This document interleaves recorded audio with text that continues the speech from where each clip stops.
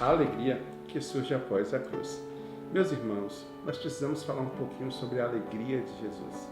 Jesus foi aquele que sofreu todas as nossas dores. Ele levou sobre si todas as nossas enfermidades, inclusive as nossas aflições. Em Isaías 53, nós podemos claramente ver o que aconteceu com Jesus. Isaías profetizou sobre o sofrimento e sobre a dor que Jesus passou. Ele foi rejeitado, desprezado, maltratado, levou sobre si todas as nossas aflições. E o castigo que nos traz a paz estava sobre ele. E logo quando Isaías acaba, em 53, vem o capítulo 54, que é uma mudança total de estrutura, de pensamento e até mesmo de forma de ver. Ao invés de falar de sofrimento, ele começa falando sobre alegria.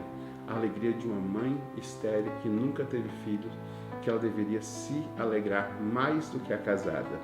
Jerusalém, você nunca teve filhos, você nunca sentiu dores de parto, mas agora cante e grite com alegria.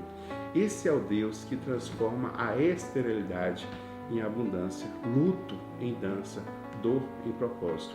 Após o sofrimento de Cristo, realiza-se um propósito de trazer salvação a todo mundo, e por isso que é um motivo de alegria. Lá também fala que a mulher abandonada terá mais filhos do que a mulher que mora com o marido. Essa é uma profecia que aponta para a multiplicação da alegria em nossas vidas após o sacrifício de Jesus. Ele sofreu para que nós pudéssemos viver e viver em plenitude, que nossos corações fossem preenchidos por uma paz que traz alegria e entendimento. Agora vamos avançar lá em Hebreus, que é um dos versículos mais proféticos que existe na Bíblia, porque ele fala que nós devemos conservar a nossa fé em Jesus Cristo, porque é por meio dele que nossa fé começa, é por meio dele que ele aperfeiçoa a nossa fé, e ele fala, por causa da alegria que lhe fora prometida, ele não se importou com a humilhação de morrer em uma cruz. Jesus sabia o que estava reservado para ele, a cruz, mas ele também sabia o que estava reservado para nós, a nossa salvação. E não só a nossa salvação, mas também a nossa reconciliação com Deus. Ele olhou para a cruz e ele enxergou algo muito maior do que a dor e sofrimento daquele momento. Aqui nós somos convidados a fazer a mesma coisa. Eu devo parar e pensar na minha vida. Eu sei que esse momento é um momento de dor, de sofrimento, talvez eu esteja só passando pelo vale da cruz, mas eu não posso esquecer que após a cruz existe uma alegria prometida. Jesus está comigo em todo o tempo. Eu preciso não somente pensar na cruz, mas também pensar que lá em Isaías 54 existe uma promessa de alargar as suas tendas. Precisamos ampliar a nossa visão, porque aquilo que parece ser impossível no terreno que eu tenho vai ser possível em um terreno maior que Deus vai me dar. Existem bênçãos de Deus para a minha vida, porque você se estenderá para a direita e para a esquerda, e os seus descendentes desalojarão as nações e se estabelecerão nas cidades abandonadas. Aqui está uma lição preciosa de fé que precede a visão antes mesmo de ver os frutos serem plantados. Eu preciso ter fé para saber que a visão de Deus ela é maior, ela existe muito mesmo antes do fruto ser plantado. A cruz nos ensina sobre sofrimento que pode ser transformado em propósito. Hoje mesmo parece que é um fardo insuportável para eu carregar.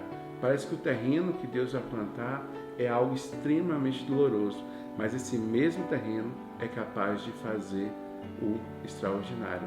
E o próprio Jesus, ele nos deu o maior exemplo de como transformar sofrimento em vitória.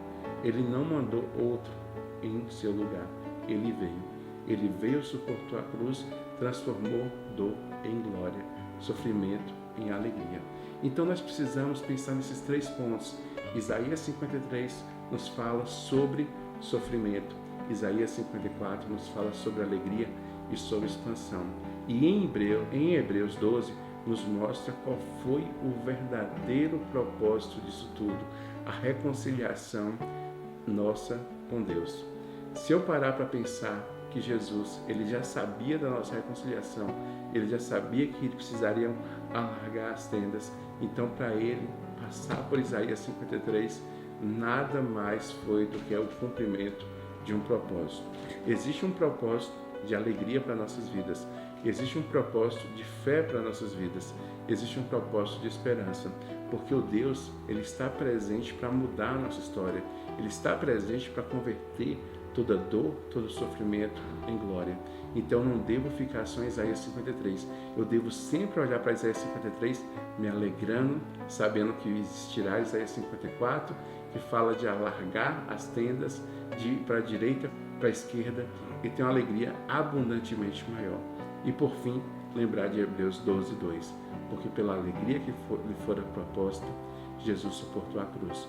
E a cruz que Jesus suportou a cruz, ela nos leva a ter nossa fé aumentada, porque a nossa fé consolidada em Jesus. Deus tem vida para você, Deus tem alegria para você. Viva todos os dias no propósito de Jesus.